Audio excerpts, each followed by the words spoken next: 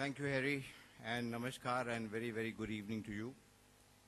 It's almost about 8 o'clock, and it's time to be spiritual, if you know what I mean. You have to hit for the spirits, and the spirits are available in the bar. So I'm not going to take much of your time. And as it is, when I saw this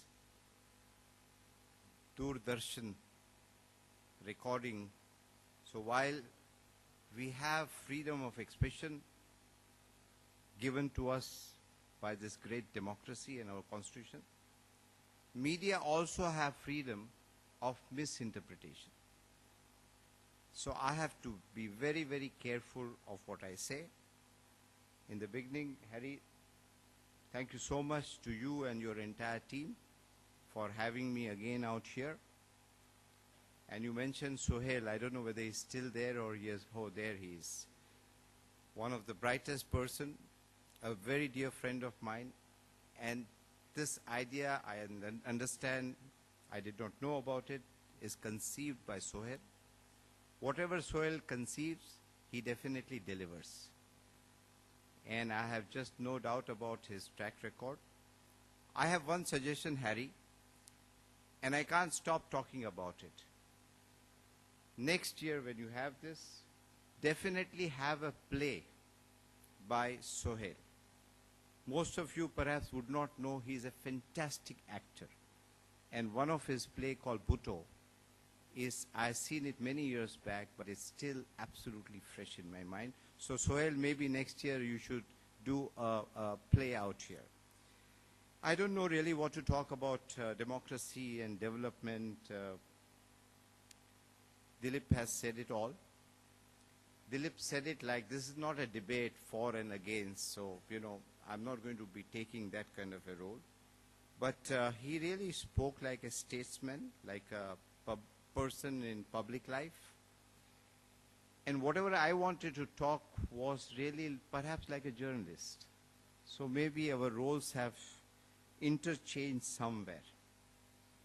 Harry, I have just learned very early in my life that there is only one golden rule, whether it is democracy, whether it is any kind of system of government. And that golden rule is what you know, gentlemen and the ladies. That golden rule is whoever has gold makes the rule. And if you look around here, if you take a global situation, today America is perceived to be no doubt one of the oldest democracy, but they are also perceived to be having the gold, at least having the dollars, or at least having that power. So we all listen to what America says. Dilip mentioned that China doesn't have democracy. But when China says that this part of India is not yours, we don't say anything. We don't call his ambassador and say, what the hell is going on out here? Because China is perceived to have muscle. I have just no doubt about one thing. And I see the dance of democracy every minute of my life, being in public life, being elected in the Lok Sabha. And I have direct interaction with so-called democracy on a daily basis. I don't know, Harry, how much time I have, because it's a great opportunity for me to express myself. Because the so-called temple of democracy, which is the Parliament of India, I can't express myself because it doesn't function. The base, the pillar of democracy, the Parliament of India, doesn't function. Where do I talk? So I hope I have a couple of hours. I hope so.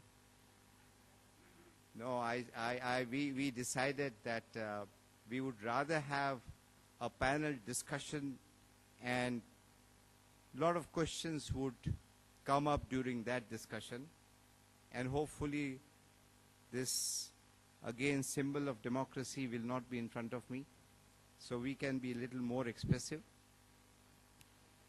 But very honestly, what matters to any citizen? We are very comfortable in our zones. We have reasonably good houses. We have nice transport. We have good food to eat. We have got electricity. So we can discuss and talk about democracy, development, so on and so forth. Every morning my day begins, especially when I am in my constituency. I have a long queue of old ladies. I have people who come with their babies in the arm. Most of them have medical problems. A 5-year-old kid having a hole in the heart. Somebody who is diagnosed with cancer and needs chemotherapy yesterday. Somebody who has fractured his leg. Somebody just doesn't know what is the ailment. And I was telling, sometimes you get worked up also. Because what do I do? And yesterday, I really got a little worked up, and because somewhat it is out of little bit of agony also. That what kind of development, what democracy we are talking about. So I told this guy that, what do you think, that I'm a hospital or what? There is a limit for me to do. I cannot. And they expect us, because we are the public representative. Somewhere down the line, the administration has failed. Let's accept it. What is the role of a member of parliament? Or for that matter, a legislator? What is their role? Dilip, I do not know. Right from somebody calling that, look here, I'm not getting water in my tap. And this actually happened. I'm not making it up.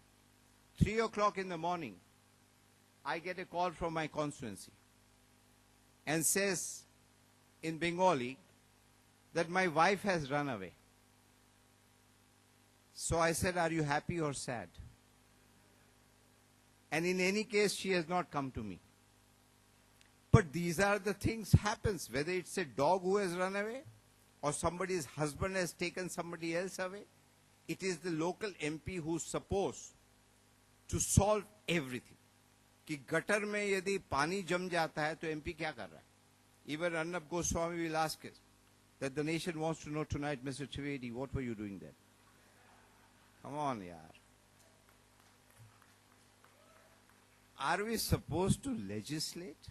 What are we supposed to do? For heaven's sake, please tell us. I think time is right to understand what is the role of a member of parliament. What all things he is supposed to do. And now with the cell phone, which is a great development in democracy, you better answer everybody's call. They don't care whether you are in Harry Dull's workshop or conference, that you are busy talking, you didn't answer my call, I called you 5 times. Your phone was switched off. I have no problem if only your roles are defined. Let's talk about the pillars of democracy. The pillars of democracy, number 1 is the parliament I just mentioned. Before even parliament starts, I as a minister, I must tell you, before even I go to answer a question which is of very serious nature, affecting lot of things in the country, something happens. And everybody is asking everybody else, what happened? Nobody knows what happened. Something happens and everybody goes to the well of the house. So when people ask me, I hope all is well, I said, yes, all is in the well. Pillar of democracy, Parliament of India, let's understand, doesn't function. In 1990, when I became Member of Parliament for the first time, even if one Member of Parliament walked out, there was a big news next day in the papers. And if the entire political party walked out for some reason, it was banner headlines. And today what happens? If Parliament functions, then there is a news item that Parliament functions yesterday. Look at the judiciary, the second pillar of democracy. It's only 3 days back. I hope I'm not hauled up for contempt of court. One Chief Justice retires, and the new Chief Justice comes and says that whatever orders he have given, that's all nonsense. He didn't say in these words, but I'm just telling. And that also smacks of a lot of corruption. They are not accountable, they are not answerable, at least while they are on the chair. And very few people can afford going all the way up to Supreme Court. What kind of right of people we are talking about? 200 districts. People can correct me. Officially it could be 80 districts. But in effect there are 200 districts where the writ of Government of India doesn't run. It's called the Red Corridor. Naxal, Mao, what have you. So they are not satisfied either with your democracy or with the development. Something is not right there. You talk about bureaucracy, and I'm sure a lot of our friends in bureaucracy are sitting here.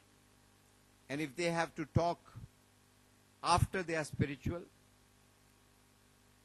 then they will tell you the fact of their life, that their masters are not the people of India.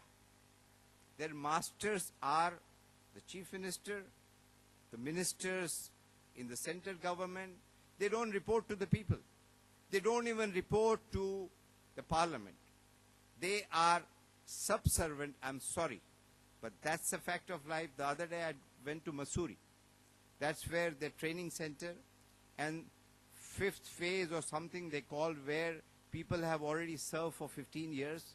They come there, and people from public life are called to give a lecture, and the way I'm speaking here. So I told them, I said, why Constitution has given you so much of authority? You are taking your salary not from the minister. You are taking your salary from the people of India. And if we go back to the days of the Constituent Assembly, which Dilip just mentioned when he was giving the history of our freedom struggle, the Constituent Assembly, and I can rattle off all the names, whether it was Dr. Sarvapalli Radhakrishnan, Dr. Rajendra Prasad, Vallabhbhai Patel. I mean, they are all luminaries. We are all pygmies before them. And I can tell you, if you put your hands with your eyes shut on any of them in that Constituent Assembly, no matter which party they came from, no matter which region they came from, and I can guarantee you, each of them were capable of leading this great country. Today I'm afraid you keep your eyes open and try to put your hand. First of all, you yourself will not like to put your hand. And if you even put your hand on any one of us in Parliament, I can guarantee you, he or she is not the person capable of leading this country. That is where we have come. And that is what, Harry, I wouldn't say our frustration, but I was just talking to Suhail over lunch. I said, when we go through this disease called cancer, first stage, second stage, we don't realize. But when the third and fourth stage comes, it is very rapid. Those of you who are doctors would understand, or those of you who have had the unfortunate incidents with your friend will know it very well, that in matter of weeks, it is so rapid spread that even chemotherapy doesn't work. So we have two choices. Whether we say that we are first class, we are fine, democracy is working, elections are happening every year, we are electing people, we are throwing out somebody. But what happens? You are electing and throwing out perhaps the same lot. It is, they are taking turns. It is very difficult even to go through this process of elections. I mean, I just cannot understand. When you go for election, we all want central forces, we want security in the booths. I do not know whether that is what democracy is all about. That we have no confidence even in the process of election. I asked my friend, High Commissioner of UK, I said, what happens? Please tell me, when you go to cast your vote, what happens? He said, nothing happens. I said, is there army, is there military, is there police? He said, no, I have not seen. Now that you ask me, I don't see anything. We just go. There is a very junior officer. He sees my ID card. I go vote and come out. But here, even in our panchayat election, there is absolutely everywhere. I, as a member of parliament, when I was fighting from Barrackpur, I was crying with the election commission that please send me central forces. Because wherever I went to give a talk, give a public speech, after my speech everybody came to me and says in Bengali, Dada, vote-ta dite parbo? Means, will we be able to vote? That was, of course, the left rule that time. But the point is, what our freedom struggles and people in the Constituent Assembly had thought, what kind of democracy we want, whether we are there or not. And when we talk about development, 47% of children suffer from malnutrition. People do not have potable drinking water. We ourselves, I remember as a child, whenever I used to see a foreign tourist moving around with a bottle of drinking water, I used to smile and we used to laugh that these guys are stupid. But we also have bottled water now. The development index for me is very simple. The day you have no fear in going and casting your vote, that will talk about your democracy. And the development model is you go out, any street, anywhere in the country, open the tap, drink the water, and that water would be safe. That is development. Every child who's anywhere in the country has access to education. Every mother is confident that I don't have to go to my local MP for medical treatment. The establishment will look after me. That is development. And without these basics, you cannot have dignity. And if you cannot have dignity, I'm not very sure whether any form of government, whether it's democracy, is well worth or not. Yes, we can say that the minds are free. And you know Rabindranath Tagore, where the minds are free and the head is held high. At the moment, the minds are full of fear and the head perhaps is somewhere in the gutter. Thank you very much.